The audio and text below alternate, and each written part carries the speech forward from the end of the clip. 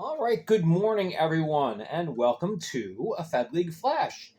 I'm still here. Yes, the season is over, but there's still a lot of stuff to talk about. And I was hoping to get some information from the from the meetings, the GM meetings that happened on Wednesday. Unfortunately, I haven't been able to, so I'm going to continue to squeak and whine and hopefully get some information to share with you what was discussed. I did a video on, or excuse me, not a video, did a Spotify podcast on Thursday talking about what I thought they would talk about, what you could naturally assume would be discussed, some of the things I hope they would talk about. So anyway, oh, by the way, yeah, if you don't know, my name's Gary Ryan. Uh, and yeah, so today I'm going to do just a fun little video. And this is what I'm going to be doing through the summer. We'll have some videos coming talking about the FPHL. Today I'm going to talk about the growth of the FPHL. As you can see, there is a lot of information on there. And I'm just going to move that just a hair. All right, so there's a lot of stuff on there. I want to talk about the growth of the league because in the last couple of weeks I've encountered a lot of people that are like, why does the FPHL even exist? It's a bush league, it's kind of ridiculous, blah blah blah blah blah. The league is growing. The league is making money. That's why it exists.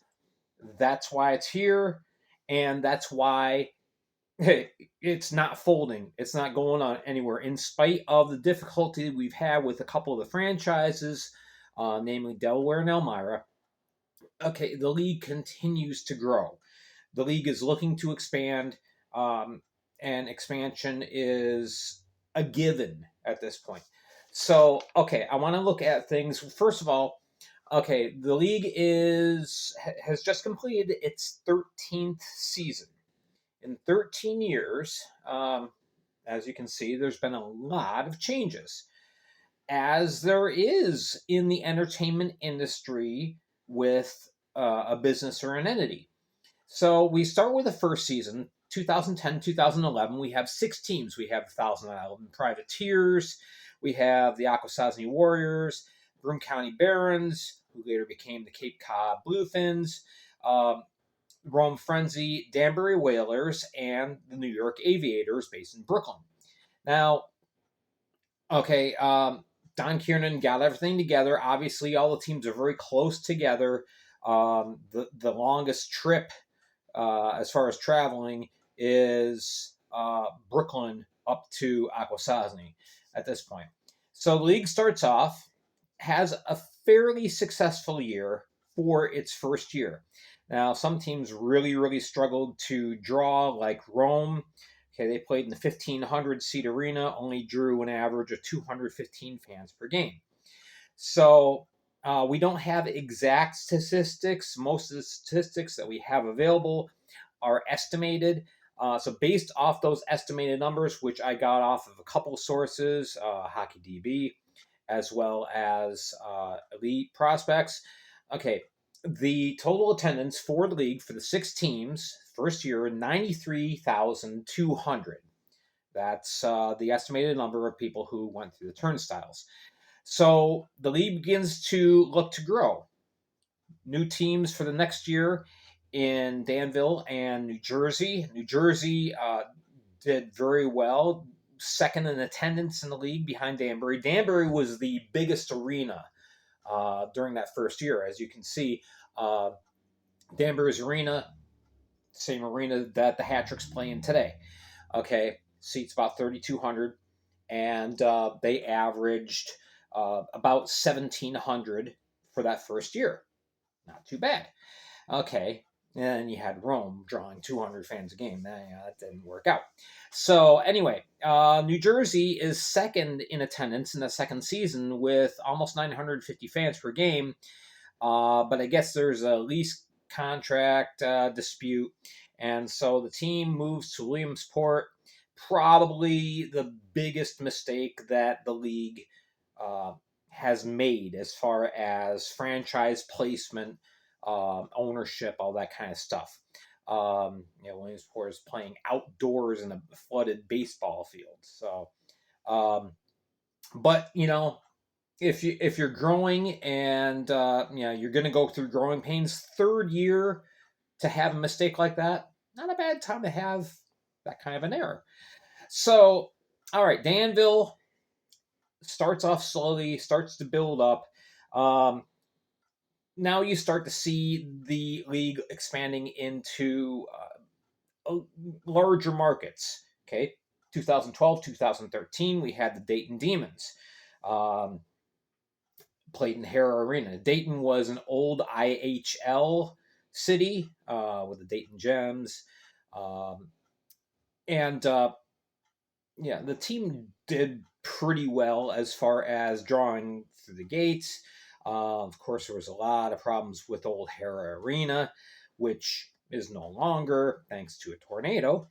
Okay, so 2013, 2014, this is the bleak time for the league. This is kind of like, is the league going to survive moment?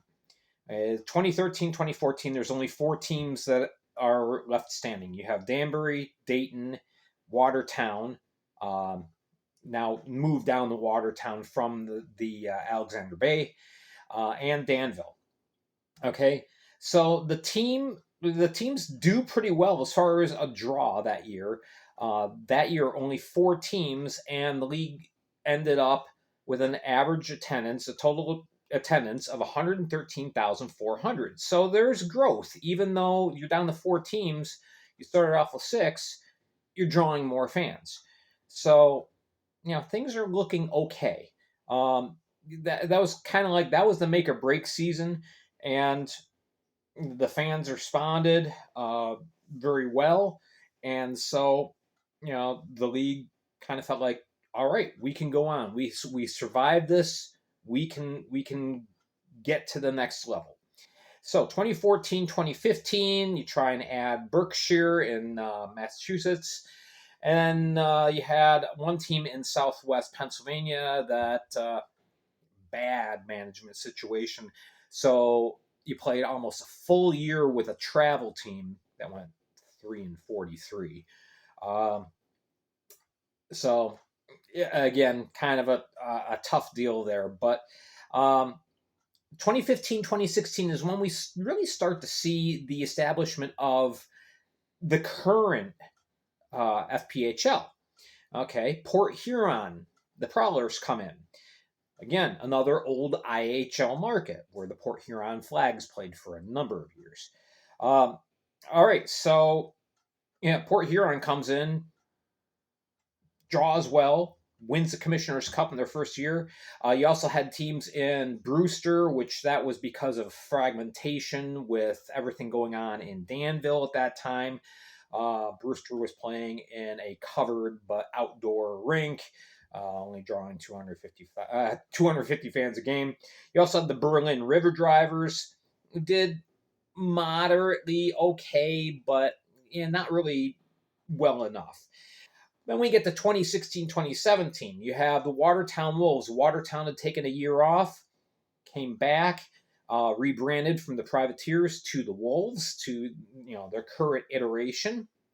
You also had teams in Cornwall that was it was something that the league had to try. Getting into Canada just didn't work out. You also had St. Clair Shores, but Danville, they ended up leading the league in attendance that year with 1160 per game.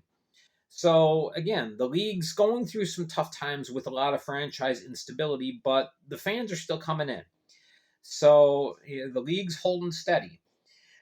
We get to 2017, 2018, and this is again where we really start seeing what we now know as the FPHL really coming into play. This was the last year that the league was known as the Federal Hockey League.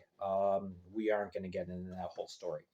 But anyway, Carolina comes in. Carolina Thunderbirds.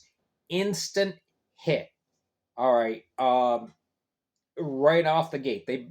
Carolina becomes the first team to average over 2,000 fans per game. They draw 2207. There was also the North Shore Knights experiment. But anyway, uh, Watertown ends up pulling off a major upset. Port Huron had cruised the regular season, going 44-7, and Watertown beat them in the playoffs. So anyway, 2017, 2018. I'm sorry, 2018, 2019. The Elmira Enforcers come in. Now, Elmira had been an established franchise in the UHL and the ECHL for a number of years, and the ECHL deal just kind of fell apart. So Elmira is still hungry for hockey. So in comes Robbie Nichols and the Elmira Enforcers, and immediately they become the first team to draw over 3,000 fans a game. 31-37 per game through the turnstiles shatters the attendance records at that point. You also had a team in Mentor, Ohio. Didn't fare out so well. But anyway, Carolina places second in average attendance that year with 2714. Watertown had their highest average that year, 964 per game in a very small arena. Okay, I think maximum capacity with standing room is 1,500, if I remember correctly, at Watertown. So drawing 964, that's a good draw. All right, 2019-2020, first year with 10 teams, and we see a lot of current teams. We see Carolina, we see Elmira, even though it was a past iteration. We see Danbury, the hat tricks come in. Port Huron's there, Watertown's there, Columbus comes in, Delaware comes in. You also have a team in Battle Creek. The attendance numbers skyrocket. Elmira draws 3,000 fans a game, Carolina 2,800. Columbus draws 3,000 fans a game. You had Danbury, almost 1,200. Port Huron in the low thousands. Danbury, or Danville, this was their last year. They drew over 1,000. Delaware only drew 499, so they were still building their brand. Yes, I know. The arena only sits 700 people, but okay, so capacity was only at 2/3 at this point. And last year they filled the arena every night. All right, so everything's looking really, really good, except for you have Battle Creek that is just abysmal, and they're not going to survive. You can't survive winning only one game all year. So then COVID hits, and as it did every other league, it had a pronounced effect on the FPHL.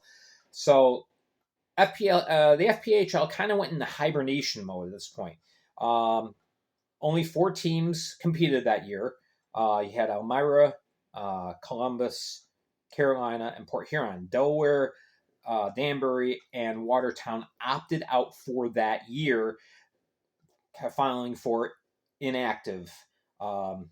So Battle Creek folds, Mentor folds. You only have a 24-game schedule.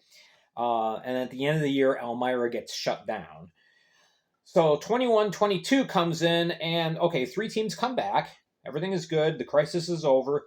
We're going to add another team in Binghamton. Binghamton comes in, immediately leads the league in attendance. So you got 7 teams last year, and then this past season, of course, we saw the additions of Elmira coming back with the Mammoth, Mississippi, and Motor City. And here we go. There's our numbers. 580,679 total fans last year. That is a growth in 13 years in attendance of 623%. That's why the league hasn't folded. That's why the league is around. People are hungry for hockey. People want hockey. They want pro hockey, even if it is lower level. So that's why the Fed exists. And obviously, you've got Elmira with their troubles right now. Delaware, they're inactive next year, but you have future markets in Danville and Southern New Jersey coming in. The league is growing. The league is not just surviving, they're thriving. So, All right, tell me what you think. Leave a comment down below. Hit like and subscribe. I am Gary Ryan for the Fed League Flash, and we're out of time. Thank you so much for watching. See you next time. Until then, keep your head up, keep your stick on the ice, and be excellent to each other.